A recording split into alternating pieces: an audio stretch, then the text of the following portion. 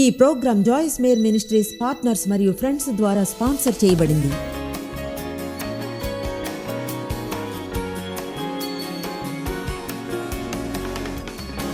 మా యుద్ధోపకరణములు శరీర సంబంధమైనవి కావు. 2 కొరింథీ 10:4-5 కావుగాని దేవుని ఎదుట దుర్గములను పడద్రోయజాలినంత బలము కలవై ఉన్నవి. మనం ఆయుధాలను చూస్తాం, యుద్ధాన్ని చూస్తాం, దుర్గాలను చూస్తాం. మనం యుద్ధంలో ఉన్నాం. సందేహమే వద్దు, మనం ఒక యుద్ధములో ఉన్నాము. చూడండి, చాలా ఏళ్ళు నాకు అది తెలియదు, అయితే ఇప్పుడు తెలుసు. ఈ సభలకు ముందు ఏదైనా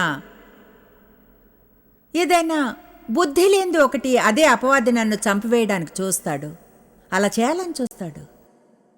ఇప్పుడు చూడండి, ఏదో చెడుగా చెప్పడం లేదు, కానీ నేను కావాలనే చాలా మందికి దూరంగా ఉన్నాను ఈ వారంలో. ఎందుకో తెలుసా? ఎందుకంటే మనకు ఎక్కువగా ప్రజలతో సమస్యలు ఉంటాయి, ఇతర సమస్యల కంటే ఈ భూమి మీద అంతటా. కనీసం బహుశా 4 సార్లు గత వారంలో దాదాపు బాధపడే విషయాలు జరిగాయి.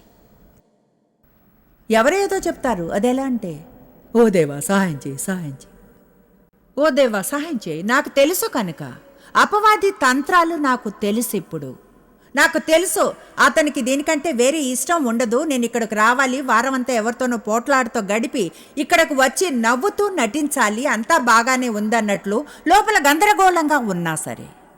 యుద్ధోపకరణములు శరీర సంబంధమైనవి కావు గాని దేవుని ఎదుట దుర్గాలను పడద్రోయజాలినంత బలం కలవై ఉన్నవి. దుర్గం అంటే ఏమిటి? దుర్గం అనేది ఒక చోటు. అక్కడే శత్రువు దాక్కుని ఉంటాడు. తను అక్కడ దాక్కుని ఈ చోట్లలోనికి వస్తాడు. శత్రువు బహుశా ఎన్నో ఏళ్ళు గడిపి ఉంటాడు మానసిక దుర్గాలను కడుతూ. మీలో కొంతమంది మంచివి కానీ అన్ని రకాల విషయాలను నమ్ముతారు. మీరు వాటిని నమ్మినందున అవి మీకు నిజాలే. అన్నీ పర్ఫెక్ట్గా చేయాలని అనుకుంటారు, దేవునిచే మనుషుల చేత స్వీకరించబడాలని. అండ్ బాయ్, మీ రైడ్ బాగుండదు, ఎందుకంటే మీరు తప్పులున్న మనిషి కనుక. తెలివిగా ఉండి తప్పులను ఇష్టపడ్డం నేర్చుకోండి, ఎందుకంటే మీరు తప్పులు చేస్తారు. ఆమేన్. మన అందరం జీవితాల్లో ఆ దుర్గాలను ఎలా ఎదుర్కోవాలో తెలుసుకోవాలి, గుర్తించాలి. దేవుడు వీటినే మనం యూజ్ చేయాలి అంటాడని, దుర్గాలను పడేయడానికి. ఇక్కడికి వచ్చేప్పుడు ఆలోచించా, ఒక సమస్య లేదని, జీవితంలో ఒక్క చోటు కూడా లేదని జవాబు లేనిది ఈ గ్రంథంలో ఒక్కటి కూడా. మంచి సంబంధాలకు జవాబు ఉంది ఇందులో, విజయం సంపన్నతకు జవాబు ఉంది ఇందులో,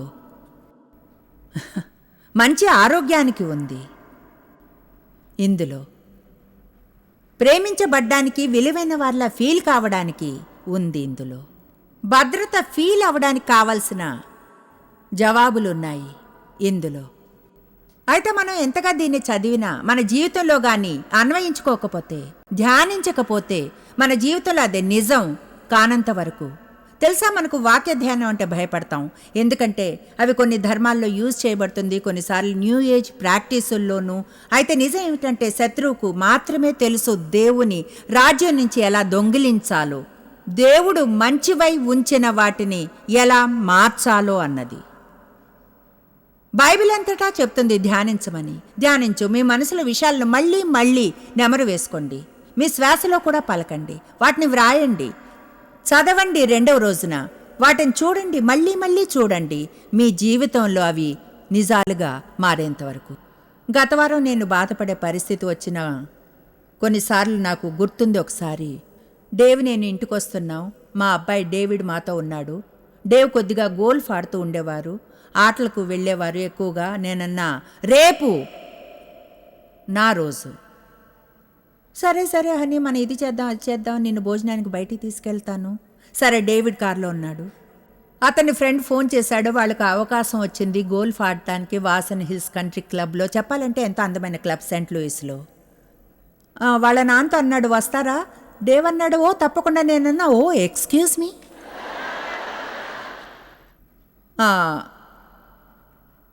ఏదో ప్లాన్ వేసుకున్నాంగా. ఓ అవును నిజమే. అప్పుడు ఆడదానిలా ప్రవర్తించా. అన్నాను, చూడండి, మీరు వెళ్ళి గోల్ఫ్ ఆడతారా లేదా నాతో వచ్చి సమయం గడుపుతారా? ఆయన అన్నారు, ఆడవాళ్ళు అన్నారు, నిజం చెప్పాలంటే గోల్ఫ్ ఆడాలన్నారు.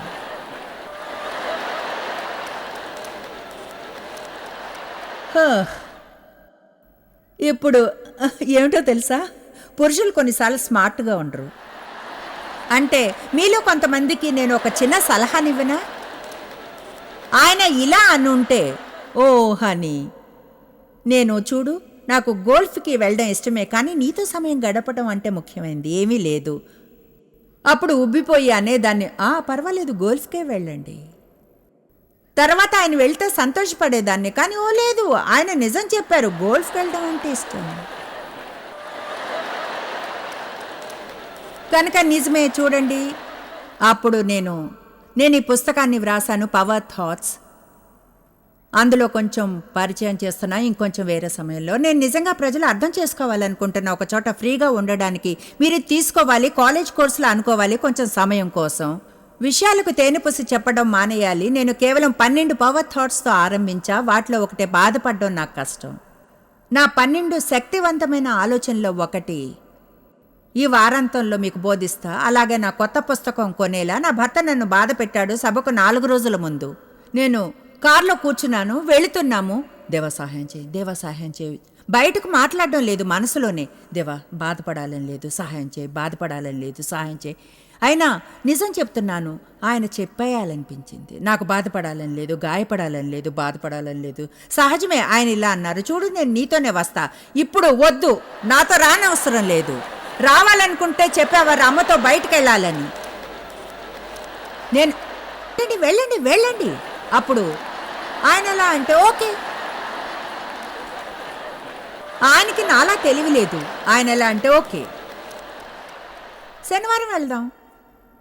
అప్పుడు నేను ఎలా అంటే, శనివారం ఎవరైనా వస్తారు, మళ్ళీ ఏదో పని, మీకు టైం ఉండదు. ఓకే దేవా, ఓ దేవా సహాయం చేయి, సహాయం చేయి, ప్లీజ్ దేవా సహాయం, బాధపడకుండా ఉండేలా చేయి, సహాయం చేయి.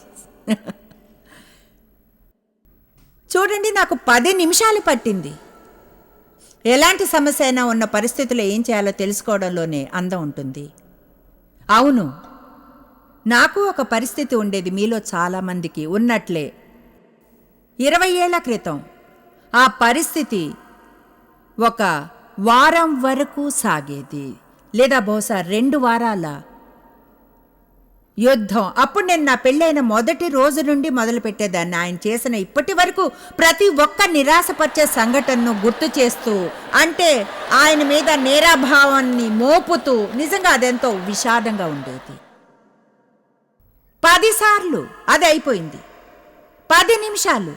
ఎందుకంటే నాకు తెలుసు నా భర్తకి నేనంటే ప్రేమని, ఆయనకి గోల్ఫ్ అంటే ఇష్టమని. అయితే ఎప్పుడూ తెలుసా, 45 ఏళ్ళు ఇలా చేస్తూనే ఉండడం.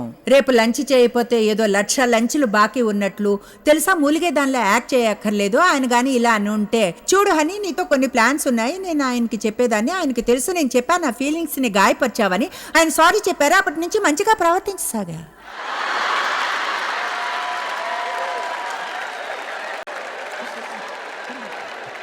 శనివారం బాగా గడిచింది. రోజంతా నాతోనే ఉన్నారు. నేనన్నా, ఈరోజు నాది. షాపింగ్కి వెళ్ళినా నాతోనే. మాల్లో అటు ఇటు తిరగండి, తినేప్పుడు నా వైపు చూడండి, సరిగ్గా ఇక్కడ. మీరు నేను, మన రోజు. ఒక సినిమా చూసాం, సమయం బాగా గడిచింది. చెప్తున్నాను, నాతో నేను మాట్లాడుకున్నాను. నేను నా మైండ్ని దాని ఇష్టం వచ్చిన దిశలో వెళ్ళనివ్వకుండా చేశాను. ఎందుకంటే మాట ఇవ్వగలను.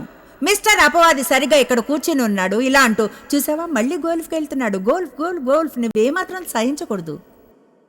నువ్వు అలానే వదిలేస్తే అతడు ఇంకా అటే వెళ్తాడు, ఎక్కువగా, మరింతగా. నువ్వు చెప్పాలి, ఏం ఆలోచిస్తున్నావు ఇప్పుడు. ఓ దేవా సహాయం చేయి, సహాయం చేయి, ప్లీజ్ దేవా సహాయం చేయి, సహాయం చేయి, సహాయం చేయి.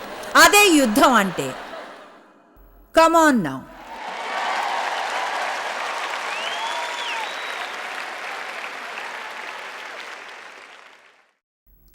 విషయం అంత ప్రత్యేకమైందని అనుకుంటున్నారా? కమాన్, అంటే ఇదే సమయం అదుపులో ఉంచుకుని అంటే నిజంగా అనుకుంటారా? నిజంగా మీ భర్త ఇతరుల భర్తల కంటే వేరైన వారని అనుకుంటున్నారా? దాని అర్థం బహుశా ఆయన ఏదో కొంచెం వేరుగా చేసుంటారు. మీకున్న సమస్యలు ఇతర ప్రజలకున్న సమస్యల కంటే వేరుగా ఉంటాయా? మీ బిడ్డలు అత్యంత చెడ్డవాళ్ళ ఈ భూమి మీద కాదు. మనం ప్రకటన పొందాలి, మనం ఒక నిర్ణయం తీసుకోవాలి. జరిగిందేదో జరిగింది.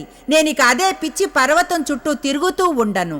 నేను ఇక్కడికి వచ్చే ఏడాది వచ్చినప్పుడు జాయిస్ మేయర్ నేను తప్పకుండా వేరైన వ్యక్తిగా ఉంటాను. నాకేదో అద్భుతమైన పదోన్నతి దొరికినందున కాదు, కానీ నేను నిర్ణయం తీసుకున్నందున.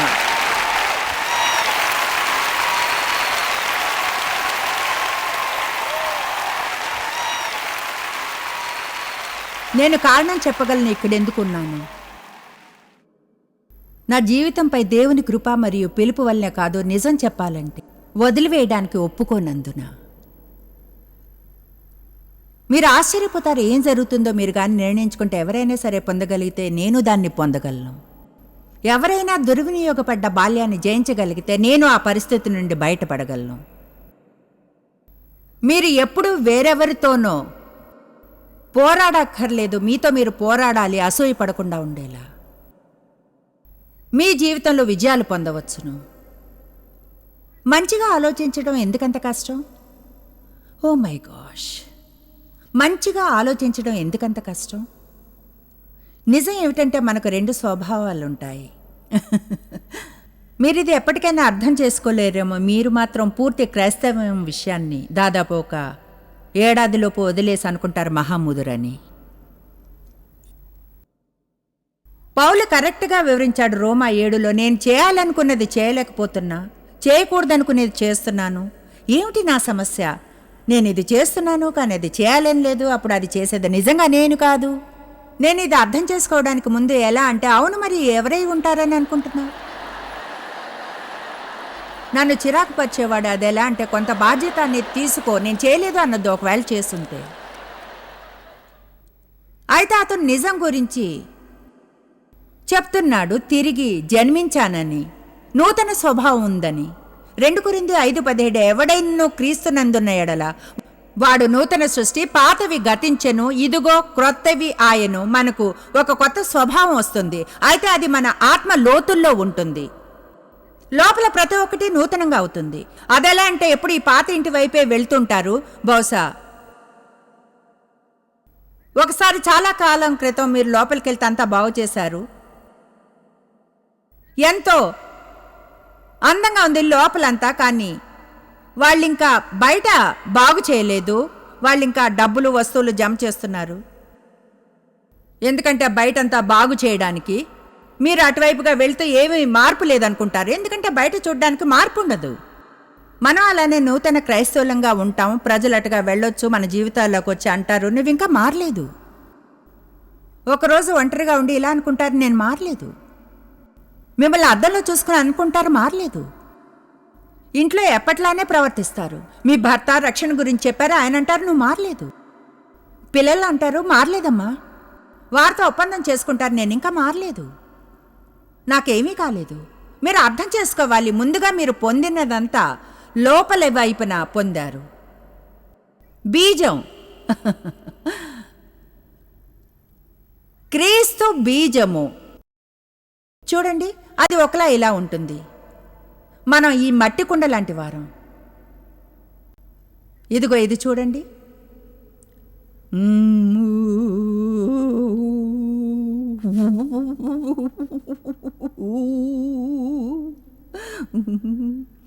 ఏం మార్పు కనిపించలేదు, కానీ లోపల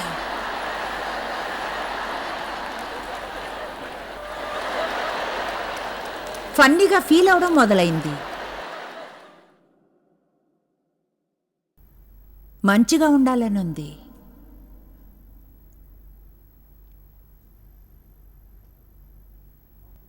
మ్యాన్ 3 వారాలు గడిచినా డేవ్ మీద కోపంగా ఉండి క్షమాపణ అడగను. మీరది అర్థం చేసుకున్న తర్వాత ఇలా ఉంటుంది చూడండి, సమాధానపరచాలనుకుంటా. కమోన్, ఎంతమందికి అర్థమైంది? అది ఇప్పుడు నాకు చేయాలని తెలుస్తుంది, కానీ ఇంకా ఆ పాత స్వభావం ఉంటుంది. అది మొండిగా చేయాలంటుంది. కనుక చూడండి, యుద్ధం మొదలవుతుంది. నేను చేయాలి, చేయకూడదు, చేయాలనుంది, చేయలేకపోతున్నా, ఏమీ లేదు, ఏం చేయాలి, ఏం చేయను, ఏం చేయకూడదు, చేయాలనుంది.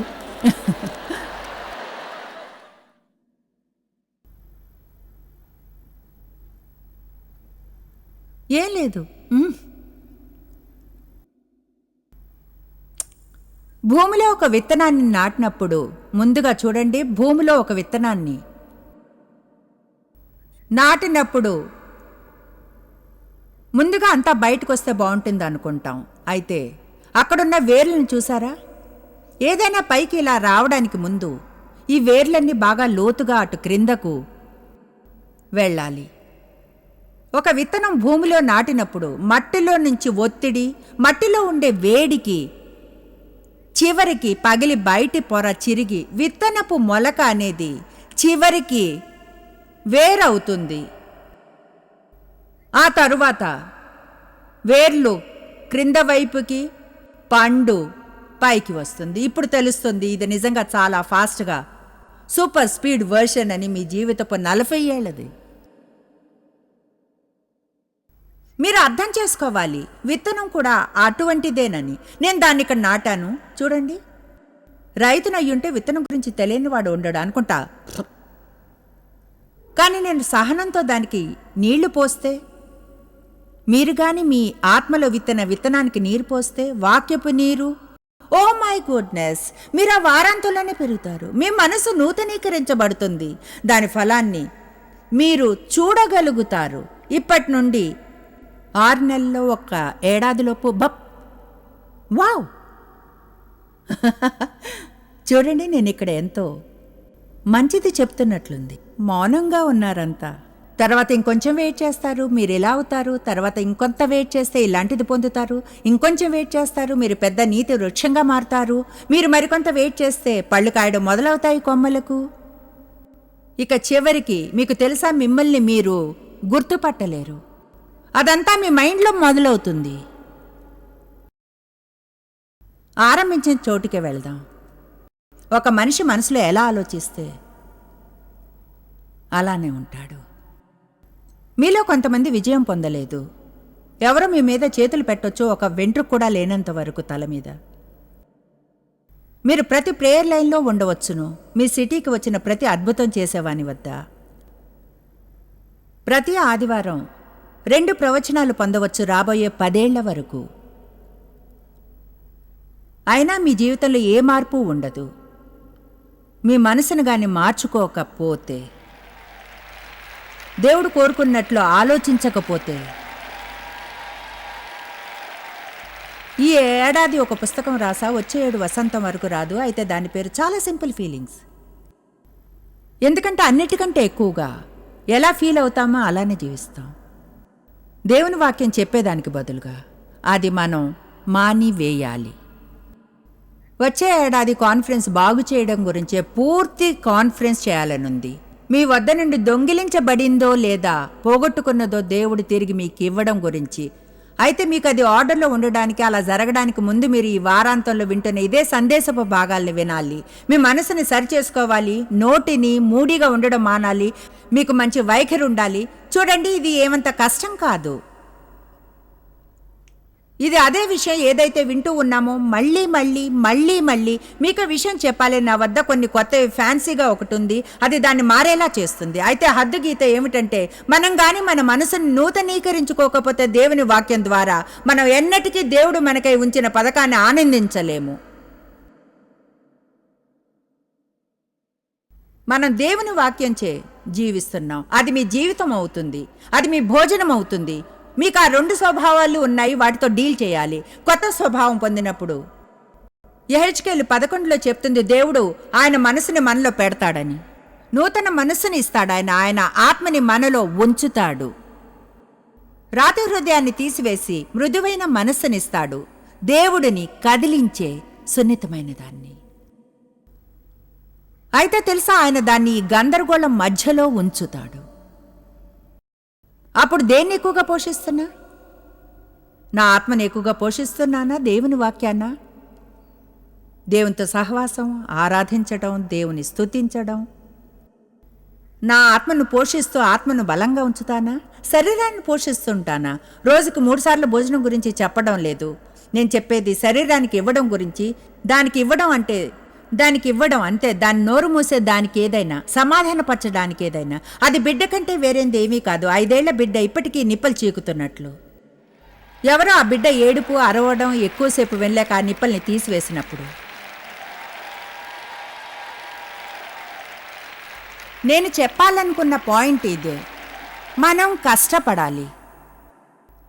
మన శరీరాన్ని పోషించకుండా ఉండాలి అంటే నేను చెప్పాలనుకుంటున్న పాయింట్ అదే.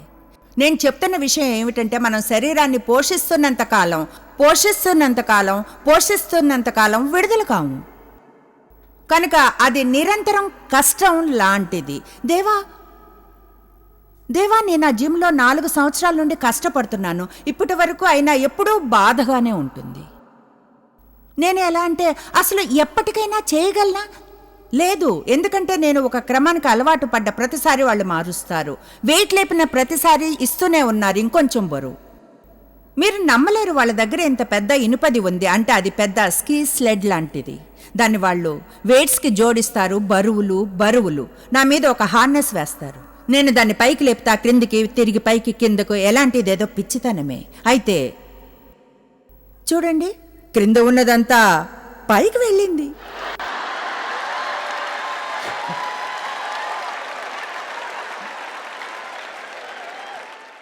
నేను ఎక్కువ కఠినంగా ఉంటాను. అయితే ఫలితం నాకిష్టం.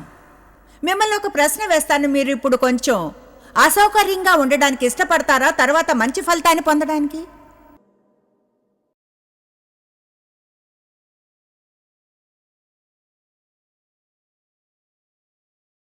ఆల్ రైట్, ఇంకొన్ని నిమిషాలు తీసుకుంటాను. వారాంతం అంతా పార్టీ కోసం వచ్చారు కనుక దేవునికి స్తుతులు. ఎవరైనా రక్షణ పొందారనిపిస్తుందా? చాలా ముఖ్యమైన వచనాన్ని మీకు ఇవ్వాలనుంది. గలతీ 5:16. ఆత్మానుసారంగా నడుచుకోండి, అప్పుడు మీరు శరీరేచ్ఛను నెరవేర్చరు. ఇదిగో నేను నేర్చుకుంది ఇన్ని సంవత్సరాలుగా పరిచర్యలో ఉండి. బహుశా మనం ఎక్కువగా ప్రజలు ఏం చేయకూడదో దాని మీద ధ్యానం ఉంచుతాం, వాళ్ళు ఏం చేయాలో దాని మీద కాదు. నేను నమ్ముతాను, మనల్ని మనం నాయకులుగా ట్రైన్ చేసుకుంటే, అలాగే దేవుడు అవకాశం ఇచ్చి బోధించమన్న ప్రజలను ట్రైన్ చేయగలిగితే, మీకు చెప్తూ ఉండే వారికి మంచిని చేయండి, తప్పు విషయంతో మీకు పెద్ద సమస్య ఉండదు. ఎందుకంటే అపవాది వచ్చినప్పుడు అతనికి ఖాళీ చోటు కనిపించదు. ఏదైనా నిండుగా ఉంటే దాన్ని ఆక్రమించుకోలేరు. కనుక మీ మైండ్ని మంచి విషయాలతో నింపుకుంటే అప్పుడు చెడు విషయాలకు చోటు ఉండదు. అవి వచ్చినప్పుడు నేను ఇది తెలుసుకున్నాను. అంటే నేను ఇది పంచుకోవాలనుకున్నా. గత 2 ఏళ్లుగా ప్రేమను గురించి బలంగా బోధిస్తున్నప్పుడు ఆ సందేశాన్ని ఇప్పటికీ బోధించాలనుకుంటాను వెళ్ళిన ప్రతి చోట. ఎందుకంటే ఎన్నడూ సీరియస్గా దేవుని వెతకను. ఏ ముఖ్య అన్న దాని గురించి బైబిల్ని అదే విషయం చదవకుండా రాను. మీరు దేవుని మీ పూర్ణ మనస్సుతోనూ ఆత్మతోనూ ప్రేమించాలి. మిమ్మల్ని మీరు ప్రేమించుకున్నట్లు పొరుగువారిని ప్రేమించుడి. దీనివల్ల మనుషులందరూ తెలుసుకొందరు మీరు నా శిష్యులని. మీకు తీవ్రమైన ప్రేమ నడక ఉంటే అపవాదికి తెలియదు మీతో ఏం చేయాలి అని. ఎందుకంటే మీ మనసంతా దేవునితో నిండుంది. మీ మనసు నిండా మీకు సహాయం చేసేవానితో నిండి ఉంది. ఏం చేయగలరో, ఆశీర్వాదకరంగా ఎలా ఉండగలరో, ఖాళీ బుర్రతో ఉండకుండా నా సంగతి ఏమిటి. కనుక ప్రోత్సహిస్తున్నాను, పవిత్రాత్మ స్కూల్కి వెళ్ళడం ఆరంభించమని. అంటే నిజంగా దేవునితో నిజాయితీగా ఉండండి. ఓకే దేవా, ఇదిగో ఇది సమస్య, ఒక సమస్య, ఇది సమస్య, నువ్వు లేకుండా దీన్ని చేయలేను, అయితే నువ్వు ఇది నా కొరకే చేయవు. ఈ చోట నేను నా మనసును నూతనీకరించడం ఆరంభిస్తాను. దానికి 10 సంవత్సరాలు పట్టినా నూతనపరుచుకోవడానికి ఆ చోట మీరు ఆ చోటును బలపరుచుకోవాలి. అపవాదికి తెలియపరిచేలా, అపవాది నేను వదిలి వేయను అని. నన్ను చూస్తున్నావా? నేను వదిలి పెట్టను. ఫోకస్ చెయ్యి. నేను వదిలి పెట్టి వెళ్ళడం లేదు. నేను నిర్ణయించుకున్నాను. నా మనసులో నిర్ణయించుకున్నాను. జాయిస్ మేర్ మినిస్ట్రీస్లో మీరు మాకెంతో ముఖ్యులు. మిమ్మల్ని అభినందిస్తున్నాం. మా ఫ్రెండ్స్కి, పార్ట్నర్స్కి థ్యాంక్స్. ప్రపంచవ్యాప్తమైన ఈ పరిచర్య సాధ్యమయ్యేలా చేసినందుకు. అందరం కలిసి ఆకలిగొన్న వారికి భోజనం పెడుతున్నాం, బీదవారికి బట్టలిస్తున్నాం, దేశాలకు సువార్తను పంచుతున్నాం. ఈ రోజే సంప్రదించండి joycemeir.org. ప్రార్థనా నివేదనల్ని మాతో పంచుకోండి. మా సాధనాల గురించి తెలుసుకోండి. జాయిస్ సభల షెడ్యూల్ని తెలుసుకొని మాతో పార్ట్నర్ అవ్వండి. ప్రపంచమంతా క్రీస్తు ప్రేమను పంచడానికి. ఈ programme Joyce Meyer Ministries partners మరియు ఫ్రెండ్స్ ద్వారా స్పాన్సర్ చేయబడింది.